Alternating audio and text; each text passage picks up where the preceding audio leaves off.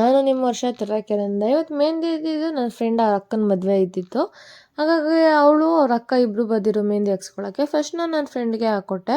ಅವಳು ಡಿಸೈನ್ ಏನು ತೋರಿಸಲಿಲ್ಲ, ಹೆಂಗೋ ಹಾಕು ಅಂತ ಅಂದ್ಬಿಟ್ಟು ನನ್ನ ಕೈ ಕೊಟ್ಲು. ನಾನು ಸುಮ್ಮನೆ ಹೆಂಗೆ ಬೇಕು ಹಂಗೆ ಹಾಕಿದ್ದೀನಿ. ಹೆಂಗೆ ಬಂದೈತೆ ಅಂತ ನೀವೇ ಹೇಳಬೇಕು. ನನ್ನ ಫ್ರೆಂಡಿಗೆ ಮೆಹಂದಿ ಮುಗಿಸ್ಕೊಟ್ಟು ನಾನು ಅವ್ರ ಅಕ್ಕಂಗೆ ಕೂಡ ಮೆಹಂದಿ ಸ್ಟಾರ್ಟ್ ಮಾಡಿಕೊಟ್ಟೆ.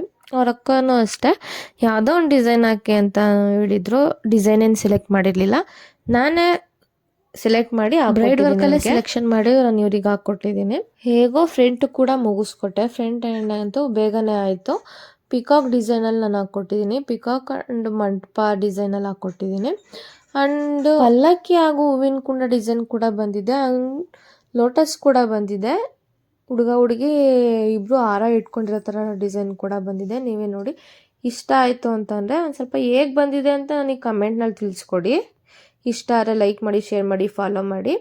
ಹಾಗೂ ಇವ್ರ ಹತ್ರ ಒಂದು ಒಪಿನಿಯನ್ ತಿಳ್ಕೊಳ್ಳೋಣ. ದಿವ್ಯಾ ಅವರೇ, ಮೆಹಂದಿ ಏನು ಅನ್ನಿಸ್ತು? ಇಷ್ಟ ಆಯಿತಾ?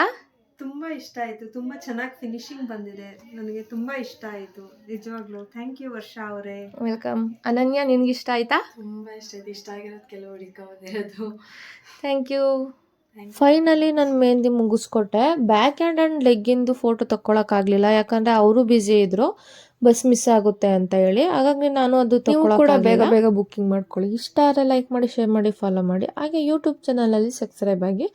Thank you for all friends and family.